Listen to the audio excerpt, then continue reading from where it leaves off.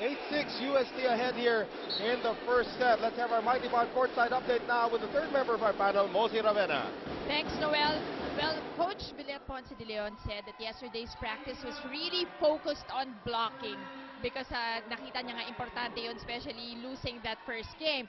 At ang maganda rin niyang sinabi, now daw the girls are giving more respect to the game of Lyceum, especially their offense and the way they read UST's game. Also, they're more ready for Porn Tips attacks. On the other side, Coach Emil thinks UST will not adjust their game. At saka ang adjustment lang daw niya will really depend on the move of UST. And also, yesterday in practice, binigyan lang niya ng recipe Porn Tip para daw hindi mapagod, baka raw maubos.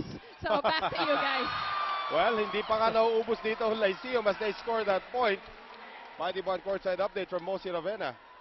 These are two veteran coaches already who know their volleyball. Right. And definitely, itong Lyceum, if you take a look at their team tendencies, sila ang #1 sa rankings sa best blocking team in the entire league. Ang UST, pangatlo. Therefore, that is the advantage really of the Pirates. You have girls such as Nika Guliman at wag natin kakalimutan pag pinag-usapan ng blocking, itong kanyang makakasamang si Dalia Cruz. Right. Pati na rin si Joy Cases na, of course, who really lives up to her name as a gazelle. Joy Gazelle Cases yan. Yeah, pwede. At siya ang tumulong ng gusto rito kay Nika Gulaman noong Game 1 sa ating semifinal matchup. And we are tied at 8. And going down the line is Michelle Carolino. 9-8 right now. I'm sorry, partner. I stand corrected. Nika Guliman. Yes. It happens. Mamaya, tatawagin ko na lang na Nika. Nika G. It happened to all of us, Yeah. actually. Nagsimula kay Topex Robinson yan, dire-diretso na yan. Lahat na tayo nakadaan sa ganyang klase pagkakamali. And here is Mary Jean Balse on the celebration. After that block goes in, UST now by 2. Every time the pride of a champion team gets pricked, we normally play better come the next game. Super Divot block there brought to us by Mighty Bond.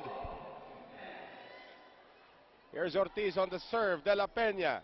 Tabafunda sets up Cases. Whoa! Nice dig there by Tabaquero, but it goes out. A power attack. You know, Cases could be the X factor of this match. My goodness, still keeping in step with the champions of the Tigers. Maganda Grabe. Oo. Maganda kasi transferee itong si Joy Cases eh. Naglakad lang ng mga ilang hakbang galing Letran. Close game pero ang bibilis ng mga puntos, ano? Right. Here's Tabafunda right now. Setting up Cases off the block. Curato keeps it alive. Tabaquero on her knees. Maizo. Cruz. Tabafunda. Down the middle for Guliman, and that one goes wide. Looking for a check ball. None coming. So it is 11-9 UST. Remember that in game number 1, itong Lyceum and UST played for about 36 minutes. UST winning that first set 32-30. J. Marks is the best grilled tuna in town. That's actually the longest set played this season. And it tied a record that was held by the game between LaSalle and UE way back in 2006. Tagal na. Oo. Nakaisang eleksyon na yata lumipas. Halos. Dalawa. 2007, tapos 2010. Ilang flyover na yung nagawa. Yon! Balse! Flying over the defense that time. Ito si Mary Jean Balse, kala mo estudyante na naman sa UST. Oh, why not? Why not? And that's the youthful exuberance that the Tigers have brought here. Even if their backs are against the wall, enjoy lang sila. Chill lang, chill. That's right. And you know what? Ito, Mary Jean Balse, this is the leanest we have seen her, even in her playing days with UST. Ito, ikukwento ko sa'yo. Nakita ko to. Naglalaro para sa Army, Philippine Army. Right. Ng basketball. Ahay! And Hindi ako makapaniwala na siya yun. well, she scored a slam dunk right there. And that's why. Now a multi-sport athlete doing what she does best, providing the scoring mode for the Tigers. Shakey's, if it's Fun Family Pizza, it's gotta be Shakey's. Tandaan din natin that itong si Mary Jean Balse actually started her career not with UST, but for the University of Mindanao Wildcats. Okay. Oo, lumipat na lang yan ng UST, and then that's where, of course, she gained her fame. But she likes being a cat, huh? That's From right. The Wildcats to the Tigers in the UAAP. UST starting out strongly.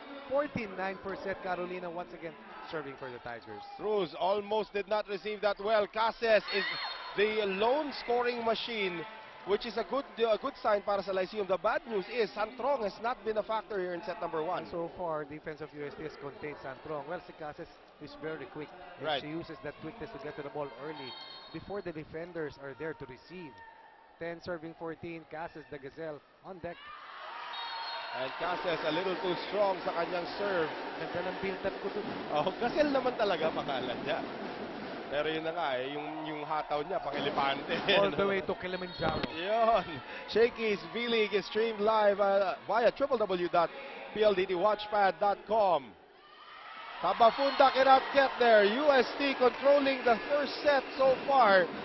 Rhea de Maculangan and Mary Jean Balse are the stars for UST's 6-point lead. We'll be right back.